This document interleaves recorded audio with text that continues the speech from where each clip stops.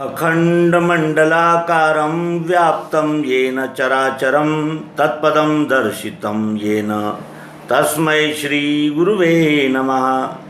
अज्ञानान्धस्य लोकस्य ज्ञानाञ्जनशलाकया चक्षुरुन्मीलितं येन तस्मै श्रीगुरुवे नमः। अखंडमंडलाकारं व्याप्तं येन चराचरं, जो अखंड मंडलाकार गतिशील है और जो चराचर में व्याप्त है, उस परमात्मा का एक क्षण में दर्शन करा दिया। इसीलिए मैं श्री सद्गुरु को बारंबार नमन, बारंबार दंडवत करता हूँ। ये इन श्लोकों का अर्थ है। अब वो अगले ही चरण में उस श्लोक की क्या कहता है कि ज्ञान का ऐसा अंजन मेरे आँखों में सद्गुरु ने डाल दिया कि जिससे मुझे सत्य दिखने लगा, जिससे मुझे सत्य दिखने लगा। पहले मैं ये अलग है, वो अलग है, वो अलग है, ये मेरे लिए शोषण के माध्यम है, ऐसा जो हम समझ रहे थे, वो ज्ञान का अंजन आँखों में आते ही वो दृष्टि दिव्य हो गई। दृष्टि तीन प्रकार की होती है, स्थूल, सूक्ष्म और कारण। जिस दृष्टि से हम देखेंगे उसी दृष्टि से दिखता है। और ये त्रिगुणात्मक और जिसे कहते हैं कि त्रिपुटीमय रहने से जो जिस स्वभाव का होगा उससे ये विश्व वैसा ही दिखेगा। लेकिन जो तीनों गुणों के पार जाते हैं, जिन्हें गुणातीत कहते हैं, वही इस सत्य को जान पाते हैं कि ये त्रिपुटी जो है वो एक के ही तीन भाव है। वस्तु पर ही आरोपित किए गए ये तीन भाव है। तीनों भाव सत्य है और तीनों भावों का लय वस्तु में होता है।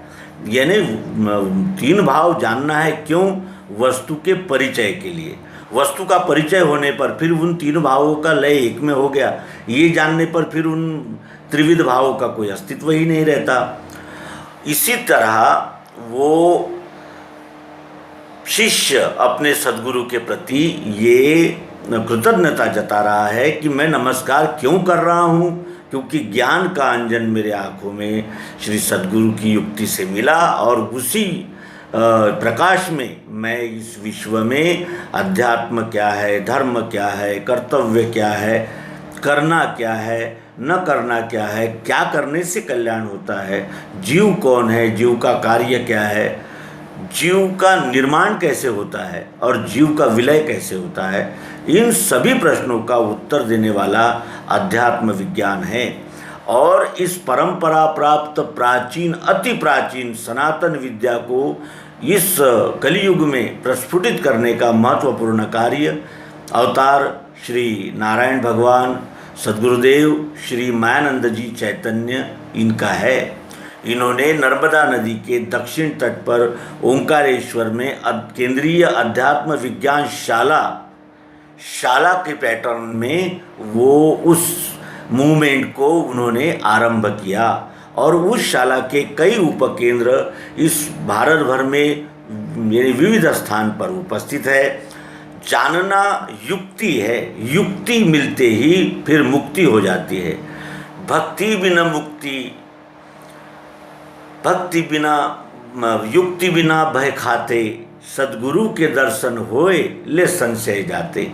इस प्रकार उन अनुभवियों ने नमूद कर रखा है कि अनुभव होते ही फिर संशय चले जाते हैं और संशय के शमन का, संशय के निराकरण का अध्यात्म विज्ञान यही माध्यम हो सकता है। अन्य किसी भी माध्यम से हम अगर ईश्वर को जानने, स्वयं को पहचानने, निज रूप का दर्शन करने का प्रयास किया तो वो अधूरा ही रहेगा, पूर्ण नहीं होगा। और पूर्ण को जानने के लिए, सर्व को जानने के लिए सर्वांग का उपयोग करना पड़ता है। सर्वांग हमारे पास 5 ज्ञानेंद्रियाँ है, मन, बुद्धि, चित्त और अहंकार, ये 10 इंद्रियाँ है मूल। उसके अनंतर कर्म इंद्रियाँ है, हाथ, पाँव, वाचा और उपस्थ और गुदा। इस प्रकार के 5 कर्मेंद्रिय भी है और 5 प्रकार का अंतःकरण भी है, मन, बुद्धि, चित्त और अहंकार। इन सभी साधनों से हमको इस विश्व विराट को और उसी साथ साथ विश्व विराट के ही एक पिंड, इस शरीर, इस नरदेह में, इस जीव आत्मा के इस भूमिका में हमें जानना है। मूल क्या है? मूल को जानने के लिए सूक्ष्म दृष्टि चाहिए और लगन चाहिए, निष्ठा चाहिए, और इस विद्या का महत्व भी हमने जानना चाहिए, तभी ये सब हो सकता है। विद्या का महत्व क्या है? शिष्य कहता है समाधान नहीं स्थायी, मैंने सब कुछ किया, यानी गृहस्थी या व्यावहारिक भौतिकवादी दृष्टि से भी यानी उपयोग किए, और आध्यात्मिक दृष्टि से मैंने श्रुति, स्मृति, शास्त्र, पुराण आदि सब कुछ पढ़ लिया, लेकिन मेरे मन की चंचलता नहीं जाती, मेरे मन के संशय का शमन नहीं होता। तो शंकाएं क्या थी उसकी? इस विषय की ओर अगर देखें, उस शिष्य की शंकाएं क्या है? वो कहता है कि वेद शास्त्रों में तत्त्वम असि कहा है, उसका अर्थ होता है कि तुम वही हो। तो तुम कौन है, वही कौन है, और हो का क्या तात्पर्य है, और ये किसको पता चलता है कि वही तुम हो, और उसकी प्रक्रिया क्या है जिससे ये पता चले कि वही तुम हो। वही तुम हो, ये तो संदिग्ध शब्द हो गए। वही का स्पष्टीकरण जाने बगैर तुम हो का कोई महत्व भी नहीं रहता। और तुम हो तो इसका अर्थ यह है कि तुम अलग हो और मैं अलग हूँ।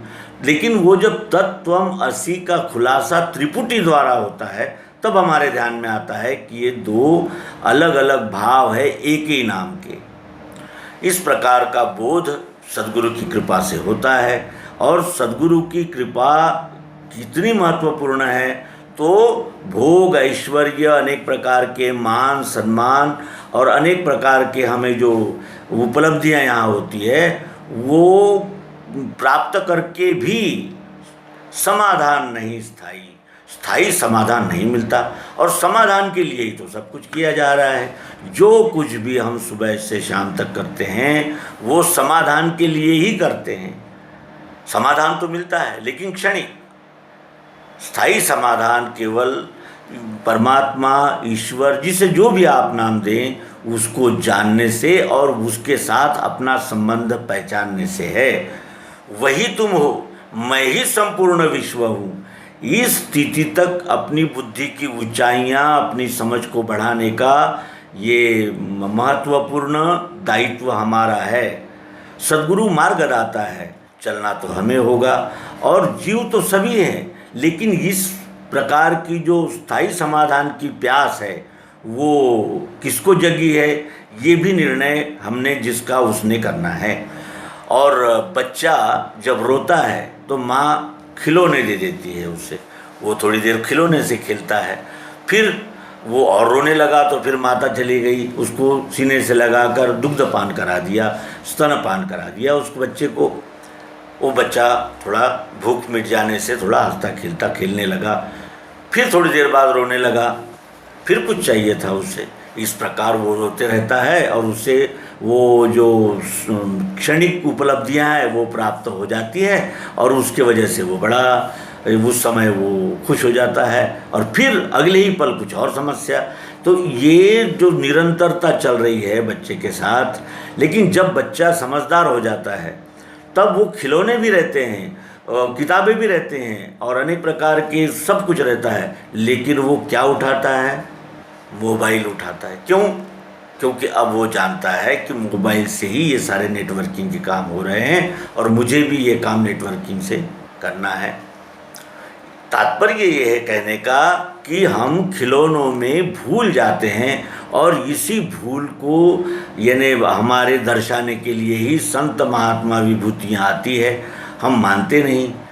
अवतार अंतिम सिद्धांत कहकर जाता है कि अब संशय भ्रमों से पीछा छोड़ो और प्रायोगिक यथार्थ पद्धति से विश्वरूप परमात्मा को जान लो, जिसके लिए तुम व्रत, तीर्थ, तप और मठ, मंदिर और विहार और चर्च और अग्यारी और कितने प्रकार के स्थान बनाए हैं। जिसे जानने के लिए उसे मैं युक्ति द्वारा दिखा दूंगा, और आप भी अपनी आँखों से देखना, अपने कान से सुनना, अपनी जीवा से रस लेना, अपने मन से मंथन करना, चित्त से संग्रहित करना, बुद्धि से निर्णय निश्चय करना, और अहंकार जो तुम मैं कहने वाला जीवात्मा है, वो ये सभी अनुभवों का सार क्या कहता है वो भी अपने आप से पूछना। यही इस विद्या की महत्ता है कि यहाँ बताया, सुनाया, दिखाया और कहा आदि का कोई महत्व नहीं है। यहाँ प्रत्यक्षम किम प्रमाणम है। इसलिए शंका समाधान के आगामी सत्र में हम सद्गुरु युक्ति सर्वांग योग का खुलासा यानी संक्षिप्त में करेंगे। आप सभी का हार्दिक स्वागत है। नर्मदे हर सद्गुरु भगवान।